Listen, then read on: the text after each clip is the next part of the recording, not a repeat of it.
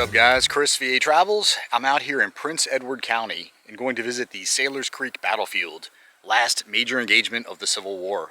Black Thursday, they call it. And I'm going to visit the little museum they have inside. I heard it's pretty nice. I'm going to check out all the key spots, the Hillsman House, Marshall's Crossroads, Holt's Corner, and the Lockett Farm. And yeah, just let you know, this is a state park, so it's free. Before I go in, just checking out this little marker. And yeah, the battle actually consists of 3 separate engagements. Like I say, the Marshall's Crossroads, little mini battle at the Hillsman's House, in the Lockett Farm. So here we go.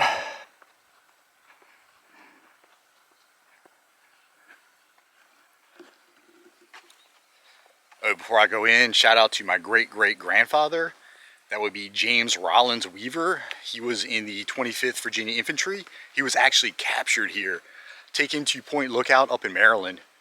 And yeah, he's from Rice, Virginia, which is just a couple miles away. So he was so close to home, captured during the last major battle of the war. Yeah, pretty crazy. Just realized I'm going backwards through these displays. So this is April 4th. And as I said before, yeah, the first objective was to get to Amelia and get some food. There's the old Amelia courthouse, no longer standing. Okay, federal wagon train leaving Petersburg.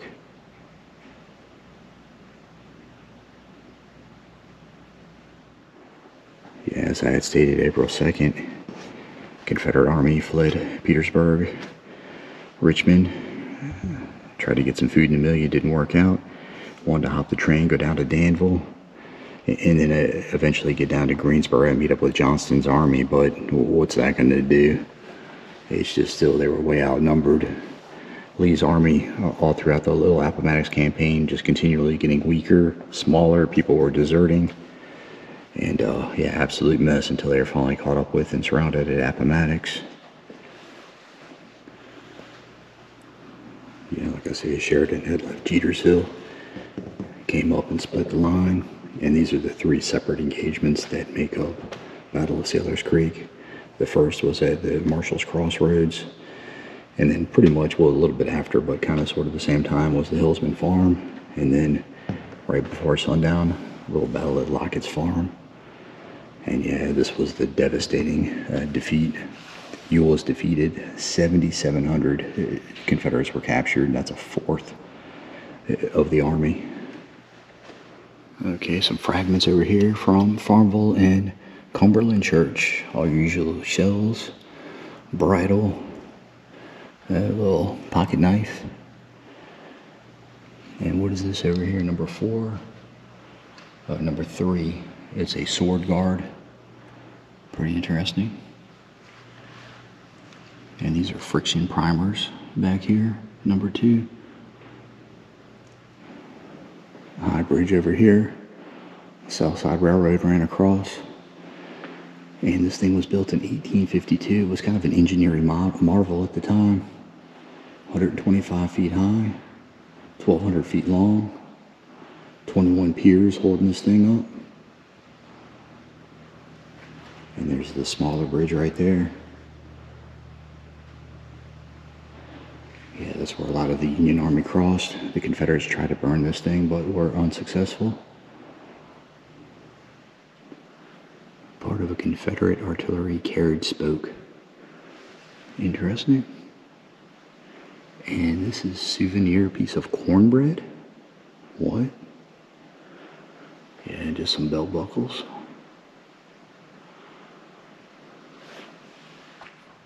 These artifacts were found during the preparation for construction of the Chaco Retention Basin in downtown Richmond. They're believed to be the remains from the fire set by Confederate soldiers before they fled. There's some walnuts in there. So this is a cavalry pistol box found near the Marshall's Crossroads. A bunch of buttons, yeah, belt buckle. And these are sword belt plates. And this Bible over here belonged to Robert Davis, assistant surgeon, a part of the Palmetto sharpshooters out of South Carolina. This is the Savannah Volunteers Guard flag.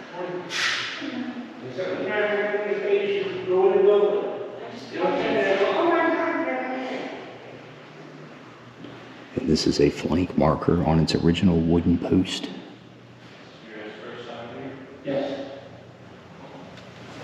Okay, yeah, your usual shells, bayonets. So it says this limbered chest down here survived the Confederate retreat. It was left in a barn near the Amelia courthouse.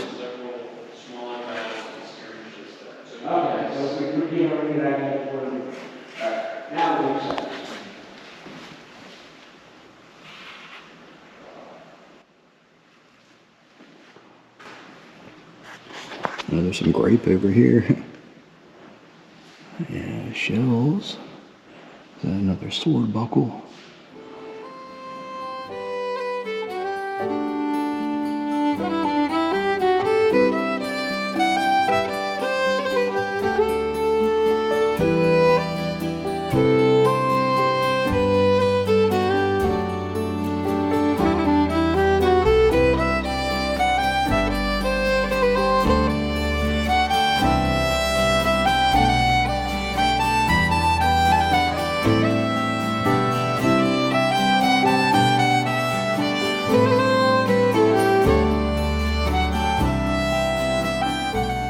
Okay guys, the guy gave me a book on the 25th Virginia Infantry, 9th Battalion, and I found my great-great-grandfather right here, that James Rollin Weaver.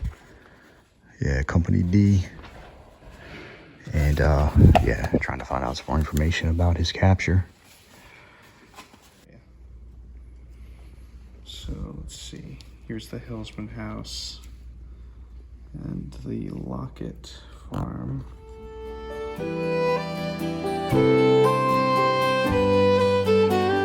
Well, inconclusive. Apparently the 25th was split between Lockett's Farm and the Marshall's Crossroads, which I'm surprised. I thought he would have been under Ewell over there at the Hillsman House. But anyway, gonna go take a tour of the park. All right guys, first stop, I'm at the Confederate Lookout. And check out this view. That's the Hillsman House right there. And this is the start of the Overlook Trail. If anybody wants to walk that, it'll take you down to the creek, the Saylor'S Creek. And this is just talking about the restoration project, nothing really to do with the actual battle. And yeah, Hillsman House, the turnoff is just under a mile. Yeah, you'll see Holt's Corner, and then maybe 2 miles, about maybe a mile to the left. You'll take a left at Holt's Corner to get to the Lockett Farm.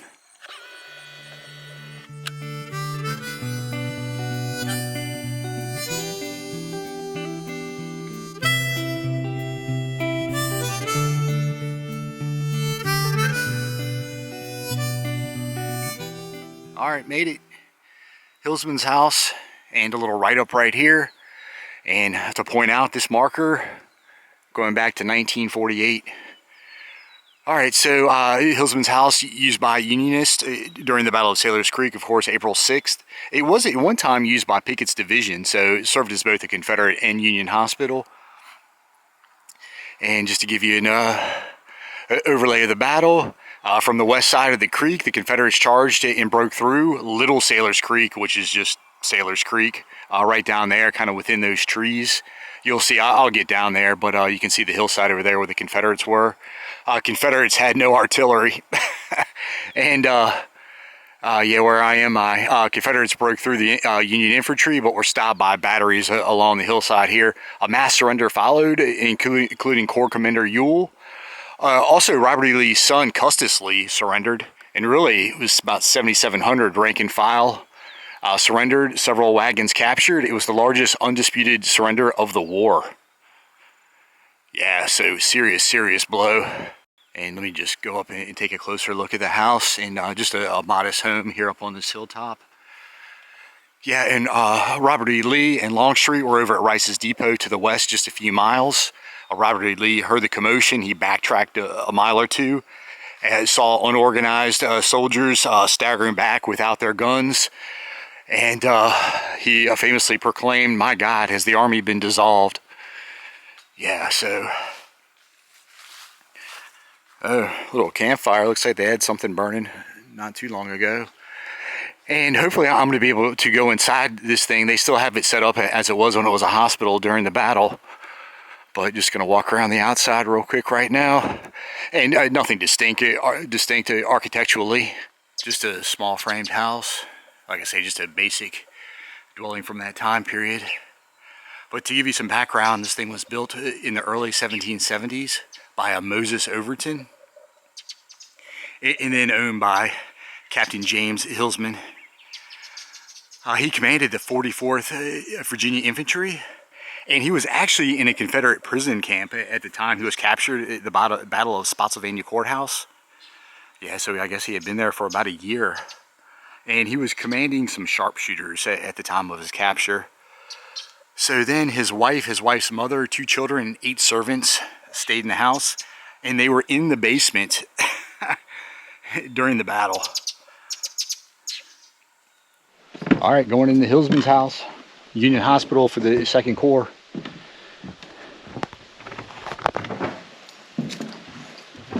Oh, wow. Jump right into it. Oh, yeah, tourniquet. I guess you bit down on that, maybe. I don't know. Sponge over here. Alright, on the bed here, a bugler's hat. And a replica officer's uniform.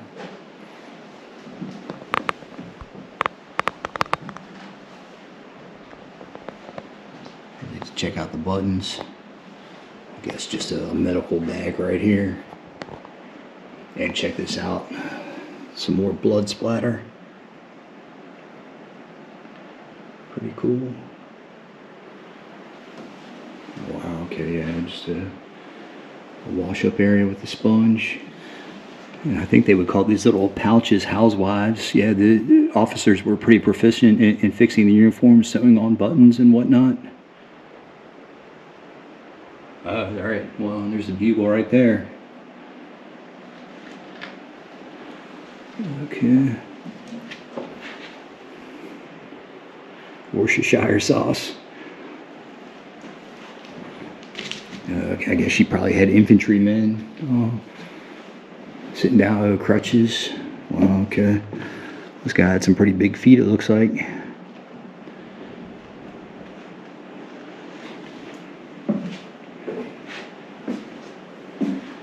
Alright, some hardtack over here. And I guess trying to wash the blood out of those or sterilize them? I don't know. Sterilize them? Yeah, sterilize okay. bags.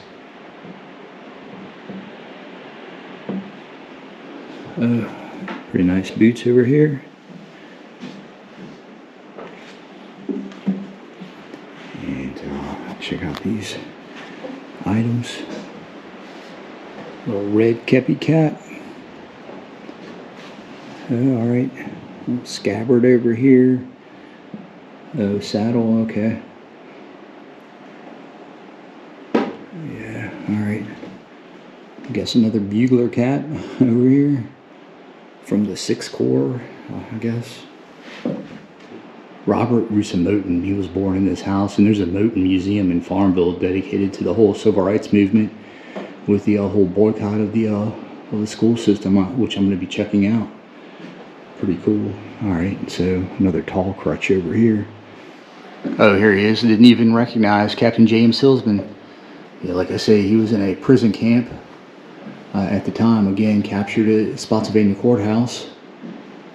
And always point out those Amish beards. Oh, alright, so just kind of some medicines over here, it looks like. Old almanac. What is this? Old basket. All right, some more bottles. Pretty fancy bottle back there. And wonder what this is. Would you grind coffee or something? I don't know. I'm just guessing. Interesting. And check out this old door. Yeah, spinning wheel. All right, so original part of the foundation, and you'll see a timber frame house. A little peg in there holding things together. All right, so obviously officer sat over here.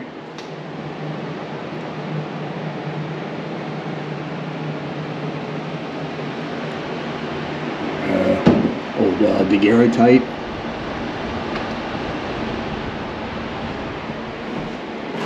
And this looks like Confederate uniform, actually. Just guessing.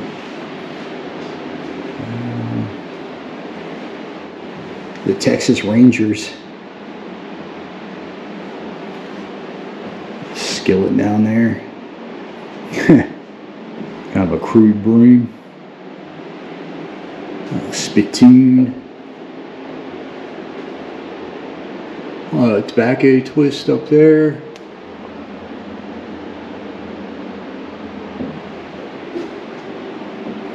Oh, interesting. Cubby hole up there.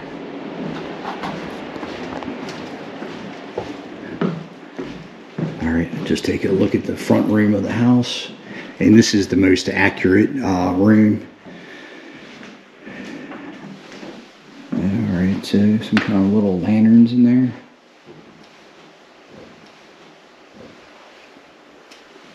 Oh, Robert Rusamotin again. Okay, so he was born after the Civil War. Pretty good photo. And this is kind of scales over here. Pretty cool. And back here, just some medicines. It's pretty interesting. And there's a great Civil War medicine museum up there in Frederick, Maryland I need to check out.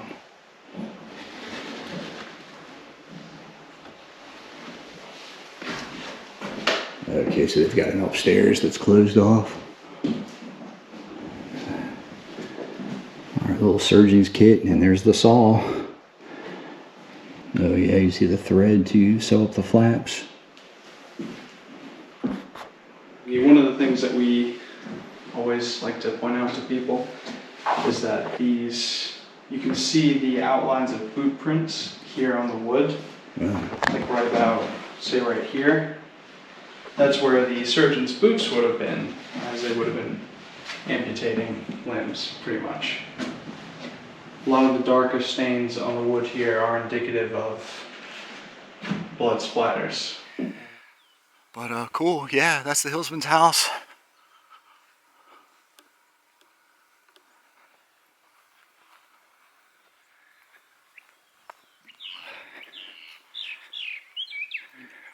And yeah, like I say, the Confederates had pushed through, crossed the little creek there, until being pushed back. Like I say, Confederates had no artillery. Didn't see this way marker over here, but just giving some more information on the Hillsman House. And here's a photo from 1936. All right, we're starting to descend. I think we're getting close to the big Saylor'S Creek, or the little Saylor'S Creek. And yeah, this is a great battlefield. You can imagine this is pretty much almost exactly what it would have looked like 160 years ago during the battle. And yeah, also just a relaxing place to hang out. We're kind of in no man's land here in the middle of the state. Not too many visitors out here just because we're in the middle of nowhere. And yeah, like I say, the battlefield, it hasn't been developed on top of. So yeah, you can really kind of picture where everybody was at and what was going on.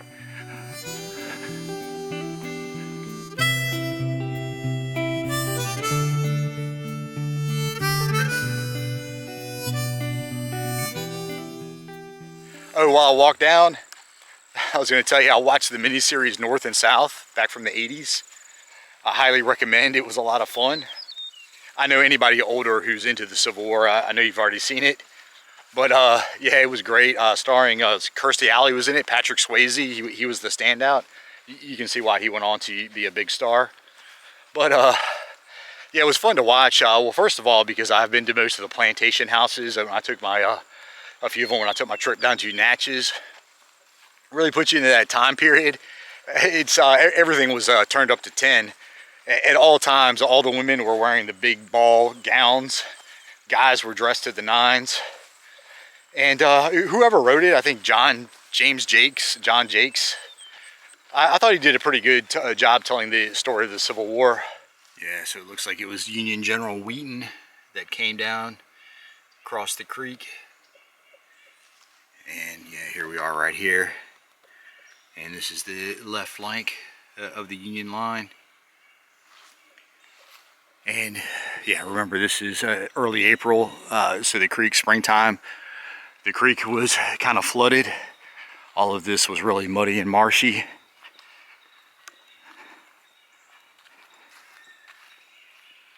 Kind of not too far off from how it is now. Ground is getting softer. Okay, I think it's right up here.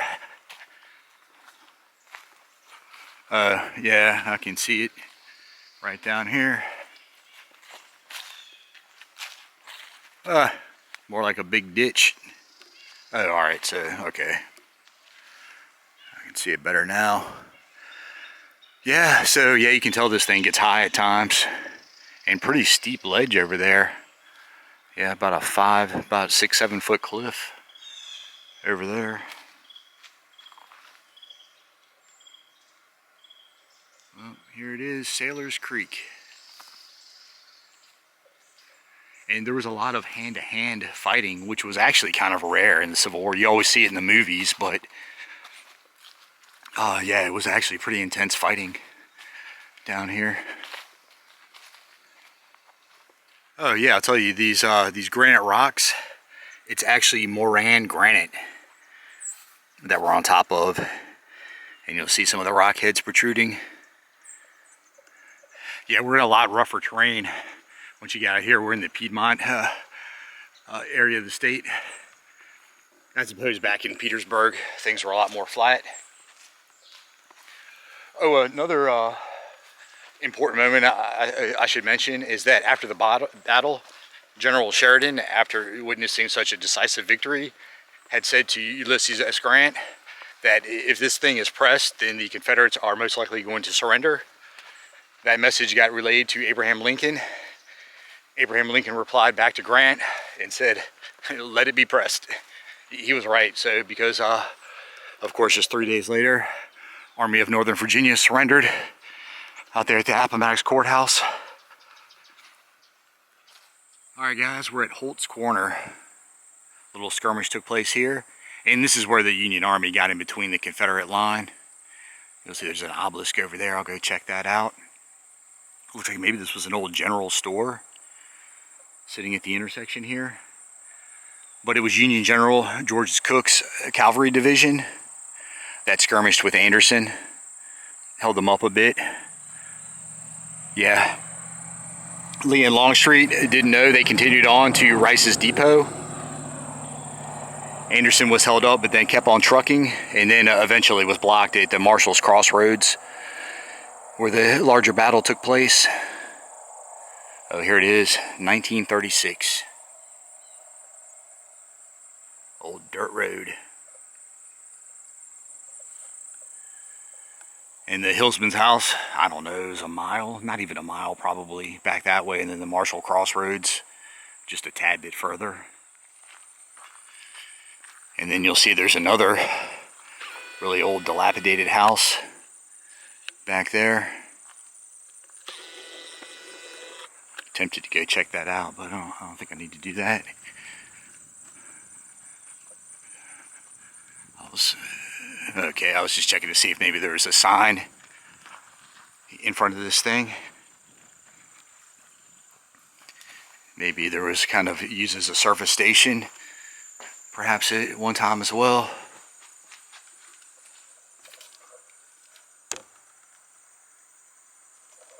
Yeah, it's an old abandoned building. Let me just go check out this marker real quick. Yeah, here you are. Okay, so yeah, 0.8 miles to the Hillsman House. Visitor Center's 2 miles back. What is this? The W.R. Turner Memorial Trek. He was historian of Blackstone, Virginia. Preserve the battlefields, routes for Robert E. Lee's retreat. Okay, centennial year of 1961. Okay, erected by the Lions Club. Alright, cool. Okay, sign's knocked over. Alright, on to the next stop.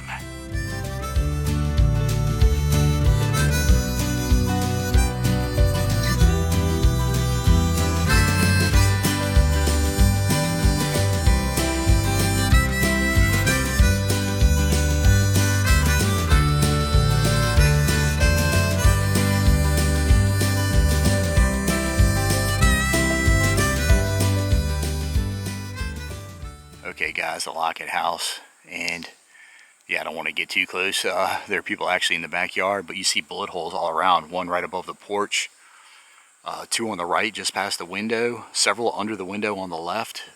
Yeah, pretty crazy. So, alright, so this is when the final of the 3 little engagements during the Battle of the Saylor's Creek took place. So it looks like the fighting occurred just down the hill there. And, alright, so here he is, General John Gordon. He was protecting the wagon train. He was in the rear. And he had been diverted to avoid the fighting at the Hillsman House a couple miles back. And, yeah, he kind of went off to the northwest to head toward Farmville.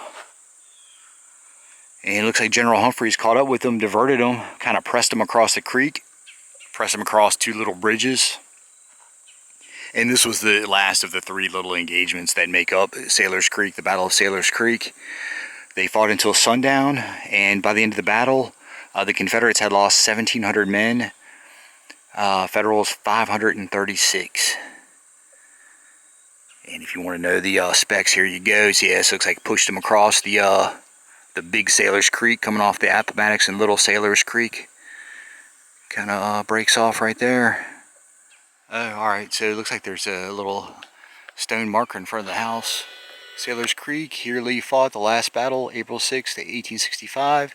Ewell almost won a great victory, but was overwhelmed by Sheridan.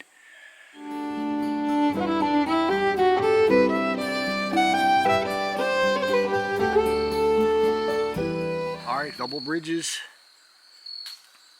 And yeah, it's good to come out of here and drive the tour because it gives you a better understanding of where everything's at. When I was home flipping through some books, watching videos, you get kind of confused about who was going where. But yeah, you kind of see how things are working out. And here is a wonderful sketching of the 2nd Corps at Saylor's Creek. Okay. Yeah, so the wagons got blocked up trying to cross these narrow bridges. Okay, so I understand what's going on now. And they were being closed in on by Humphreys' 2nd Corps. So Gordon had set up defenses back there at the Lockett House. And let's see, near sunset, fighting at the Lockett House intensified and Confederates began to withdraw. Darkness ended the fighting before the Federals had captured 1,300 prisoners, 3 guns, 70 ambulances, and 30 supply wagons. Wow, okay, so the rest of the Confederates retreated toward High Bridge. Yeah, so here we are. High Bridge, of course, crosses the Appomattox. Yeah, so Rice's Depot, right around there.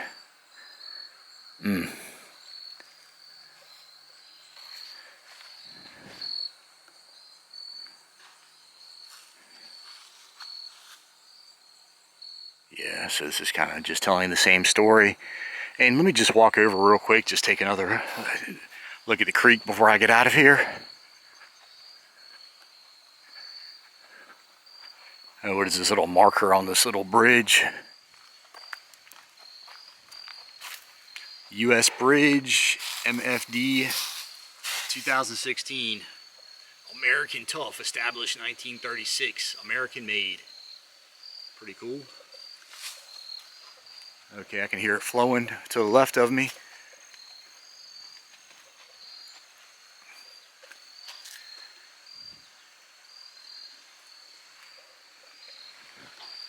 So I believe this is actually the big Saylor's Creek that the little Saylor's Creek breaks off of. So yeah, this thing's flowing on down.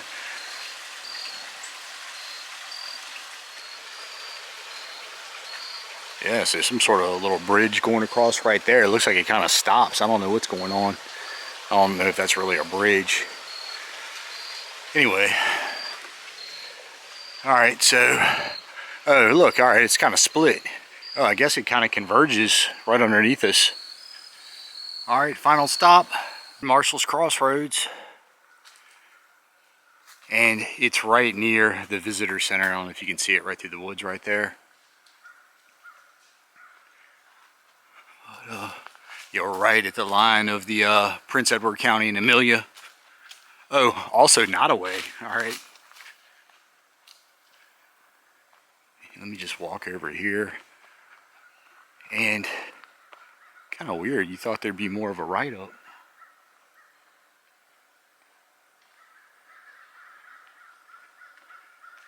Yeah, Saylor's Creek Road.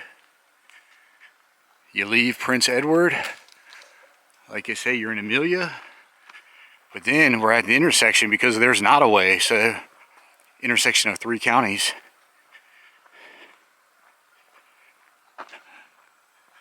Wonder what that used to be. Old dilapidated building.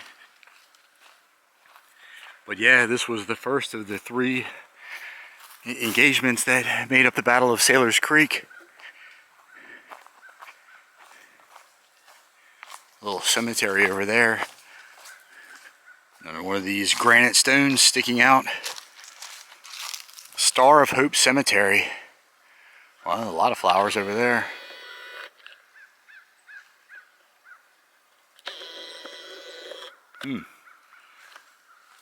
Alright, well, interesting.